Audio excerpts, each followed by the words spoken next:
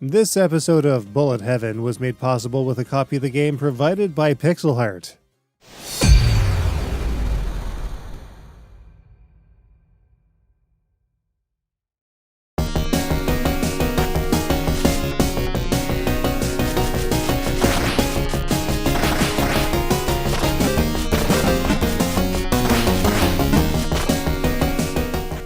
The run-and-gun is a firmly established subgenre within shooting games with specific elements required to satisfy classification, but sometimes a run-and-gunner can skirt other lines closer than that of a shmup or even cross them completely, and this can lead to a bit of an identity crisis. Tanuki Justice, for example, is a title that might be a harder sell as a run-and-gunner, but is still no less fun for it, and we're gonna dig in anyways because why not? Developed by Wonderboy Bobby and originally released by No Gravity Games to the Switch on December 10th, 2020, Tanuki Justice would also see release to Steam on April 15th, 2021. A physical release by Pixelheart was also released in 2021, with a PlayStation 4 and Xbox One version also planned for release as of this review. So what makes Tanuki Justice tick, and why do we still consider it a competent run-and-gunner? Let's take a closer look.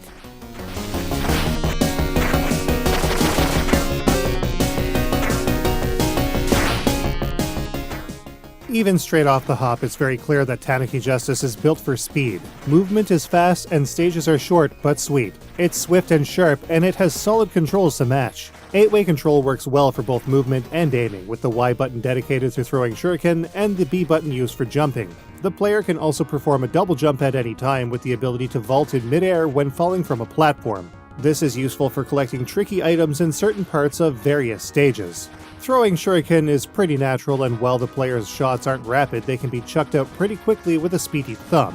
Aiming in 8 directions is also fairly intuitive, especially for those that have played games like Gunstar Heroes, but players can also lock the direction of their shots by holding the L button. It's important to note that players will not remain in place while the shot lock is engaged. However, locking the shot direction can be useful with some bosses, but simply aiming freely is also just as effective for us. For those situations where some heavier damage or a clearer path is required, a powerful super attack can also be employed.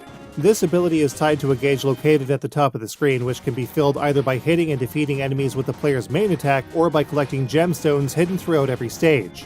On a Switch controller, it is launched by pressing the A button by default. It can also be aimed in any direction. As players make their way through each stage, a number of helpful items can also be collected to boost their chances for success. Most of these items will be found by breaking treasure chests, but other destructibles can also reveal items for players to collect. A pink shuriken will increase the player's shot power and range. A green sphere will grant a protective shield, allowing the player's Tanuki to take a hit without losing a life. A number of 1-ups can also be obtained in this manner, though some stages make them challenging to obtain.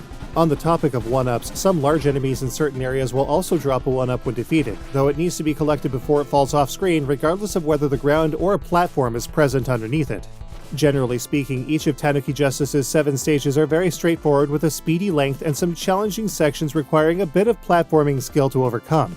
Knowing where enemies and hazards exist in every stage will allow players to make efficient progress in the game, and the ability to start the game from any cleared stage, even mid-game, is great for both practice and progress. Hunkering down and figuring out the most efficient route throughout each stage is easy to do with this in mind, and a 1cc on normal is extremely doable in this regard, especially if players can collect the additional 1-ups in every stage. Of course, for those looking for more of a challenge, hard and insane modes exist which ratchet up the enemy count considerably, making things quite a bit more challenging. Every stage is also punctuated with a large boss fight, some easy, others less so. Thankfully, if a player loses a life while fighting a boss, a pink bird can be shot to reveal a shuriken power-up, though players will need to nab it before it falls off screen. As far as boss encounters go, Tanuki Justice definitely gives players a fair chance at victory. Which can be said of the whole game in general, actually, which is a nice change of pace with games like these. All too often nowadays, retro side-scrollers are almost unfairly brutally hard, designed to frustrate and push away all but the most dedicated, focused, frustration-immune masochists. So to have a game like this feature a completely manageable difficulty is, a breath of fresh air. Tanuki Justice also features a 2-player co-op mode for the game to be taken on with a friend. A bit of coordination is absolutely going to be needed though. Fast-paced action games are always a challenge with the unpredictability a second player introduces, and this game is no exception. There are even unlockable modes for the player to work towards as well, adding a good amount of replay to the package. With all of this in mind, Tanuki Justice ends up being a fun, accessible game with rock-solid control that most players should have a pretty good time with. Just to look at it, one might not give it a second glance. But getting hands-on changes everything. It gets right down to the point of the matter with no bloat or obtuse mechanics. In short, a game that's easy to pick up, learn, and even master.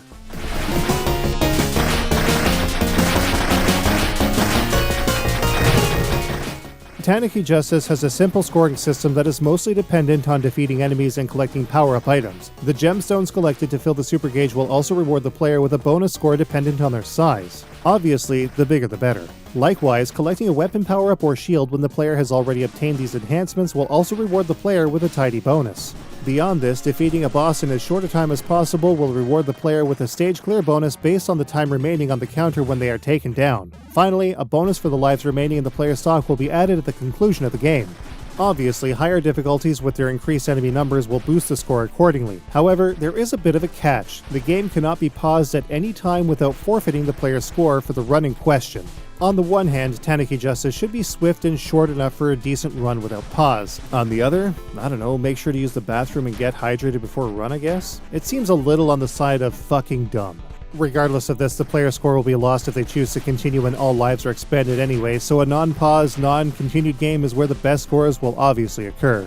Each mode's high score is recorded and displayed before starting the game. All of these scores will also be tallied and combined with an extra 200,000 points per in-game achievement obtained, making up a total game score in the trophy room. However, there are no online leaderboards in this game, with the closest thing resembling one being the Steam leaderboard for that specific version.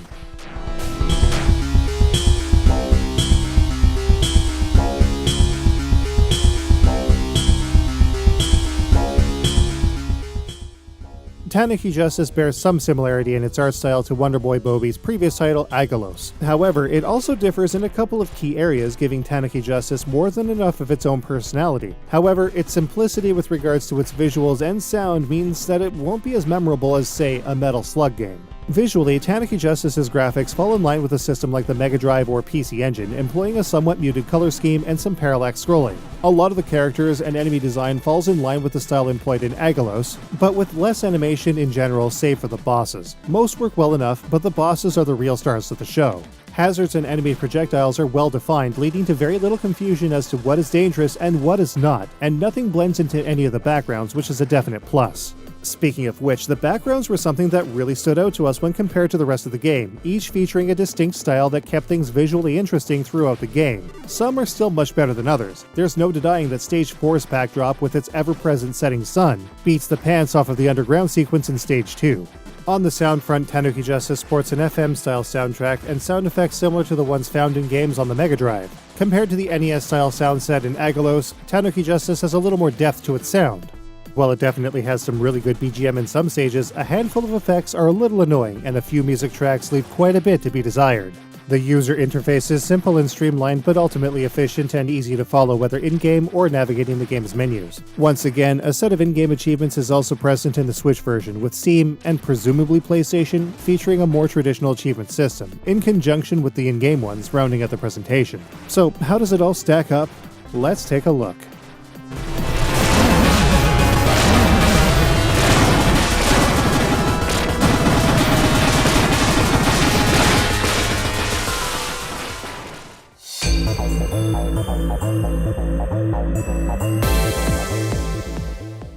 Tanuki Justice has some of the most responsive control we felt on the Switch for some time. While it may seem very difficult at times, in actuality it's quite easy to work out an efficient path through every stage in Tanuki Justice. With 7 stages, 3 difficulties, and 2 unlockable modes, there's a good amount to play in Tanuki Justice, though memorization may cut it a little short. No online leaderboards also hurts a bit. The visuals in Tanuki Justice are decent, especially in the backgrounds, but some enemy designs are less great than others, and everything could have used a bit more animation.